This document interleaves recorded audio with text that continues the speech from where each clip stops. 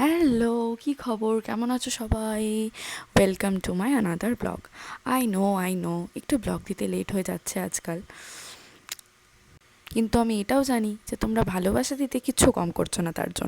তার জন্য অনেক অনেক ধন্যবাদ, আর আমি কৃতজ্ঞ। আচ্ছা, দেখে বুঝতেই পারছো যে কিছু একটা বানানোর প্ল্যান করছিলাম আমরা। আসলে আমরা তিনজন রুমমেট মিলে ডিসাইড করেছি যে গাজরের হালুয়া খেতেই হবে বানিয়ে। তো ওরা তো রান্না করতে জানে না, কিন্তু ওরা আমাকে চপিং কাটিং এগুলো সব করে দেয়। তো ওরা বসে বসে গাজরটা কুড়ে দিল, বাকি সব জিনিসপত্র জোগাড়যন্ত্র করেছি, তোমরা তো দেখলে।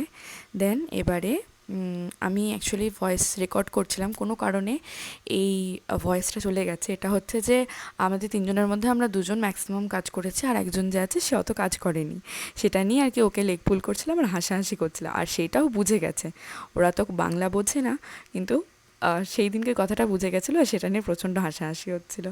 দেখো আমরা চলে এসেছি রান্না করতে। ওই যে ওরা ওখানে ফোনে গল্প করছে, এখানে আমি বানাচ্ছি ভালো করে গাজর আর ঘি, যা কিছু জিনিসপত্র আছে। এটা হচ্ছে ড্রাই ফ্রুটস, এর মধ্যে পেস্তা, আমন্ড আর কাজু ছিল।